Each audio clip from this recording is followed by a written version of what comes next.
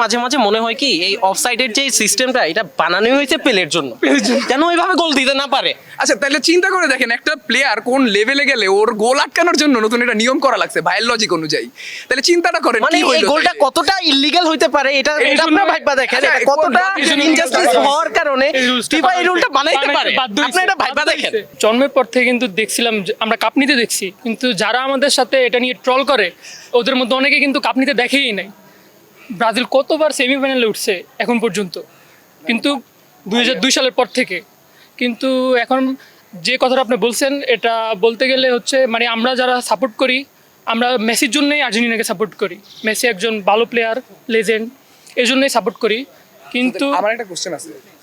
Smile baby diaper এর super absorption technology এখন দেয় 30% বেশি শোষণ ক্ষমতা। সো যদি মেসি নেক্সট ওয়ার্ল্ড কাপে না খেলে তাহলে কি আপনারা আর্জেন্টিনা সাপোর্ট করবেন না? মেসি যদি না খেলে তখন হয়তো এখন যেভাবে আমরা খেলাটা দেখি তখন হয়তো ওইভাবে, আমি নিজের ওপিনিয়ন, আমি খেলাটা নাও দেখতে পারি ওইভাবে। তার মানে আপনারা কি মেসি ফ্যান নাকি ফুটবল ফ্যান? ফুটবলের জন্যই তো, মেসির জন্যই তো আমরা ফুটবলকে ভালোবাসি, তাই না? ও মেসির জন্য কি মানে ফুটবল অ্যাজ এ গেম আপনারা ভালোবাসেন না? অ্যাজ আ গেম সবাই ভালোবাসে, কিন্তু আমার ফেভারিট প্লেয়ার হচ্ছে মানে আমি মেসি। একটু confused ছিলাম মেসিকে আর কি। সবাই হ্যাঁ, ভালোবাসে, হ্যাঁ, মেসিকে সবাই দল ভালোবাসে। যার যার মেসি হ্যাঁ, সবার। মেসি এই জেনারেশনের বেস্ট প্লেয়ার, ঠিক আছে, এটা আমরাও স্বীকার করি। এই জেনারেশন না, সর্বকালের সেরা প্লেয়ার হচ্ছে মেসি। সেটা এই ডিবেট জেনারেশন থাকতে না। পারে, সেটা ডিবেট থাকতে পারে, আমি তো ডিবেট করতে আসি না। যাই হোক, ফিফা কিন্তু এটাকে বিশ্বকাপ মর্যাদা দেওয়ার পর থেকে কিন্তু সবাই এটা বলতেছে। আমি ব্রাজিল ফ্যান না, কিন্তু আমি ওই বিষয়টা নিয়ে ট্রল করি। এটা সবাই করে, ট্রল করার একটা জিনিস। কিন্তু যদি ওই তিনটা বাদ দিয়ে দেয় তাহলে কিন্তু দেখেন এটা ব্রাজিল আর্জেন্টিনা কিন্তু সেম হয় না। আমরা কিন্তু তিনটা, ওদের দুইটা হয়। তাহলে এটা নিয়ে একটা বাদ দিয়ে দিলে তো আবার দুইটাই হয়ে যায়। যদি আবার ওইটা- হচ্ছে কেউ আসি আমরা। আর জুয়েলারিমের যে কথাটা বললেন, জুয়েলারিমের হচ্ছে ফার্স্ট ফুটবল কম্পিটিশন, মানে পুরো বিশ্বের মধ্যে অলিম্পিক হইতো। তখন দল ছিল First এ- কয়টা? 4-5টা দল না, না, খেলতো কে তখন। বলছে? কে ওটার 16টা মধ্যে দল থেকে- খেলতো, কে বলছে?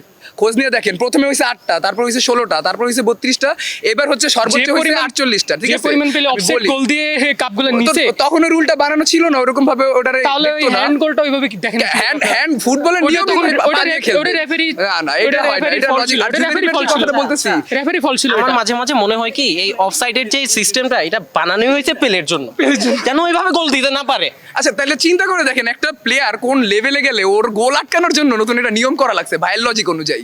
তাহলে চিন্তাটা করেন মানে কি এই হইলো গোলটা তাইলে? কতটা ইল্লিগাল হইতে পারে এটা এই এটা জন্য- আপনারা ভাইবা দেখেন, আচ্ছা, এটা কতটা এই জন্য- ইনজাস্টিস হওয়ার কারণে এই রুলসটা ফিফা এই রুলটা বানাইতে পারে। বাধ্য হইছে, আপনারা এটা ভাইবা বাধ্য দেখেন। হইছে।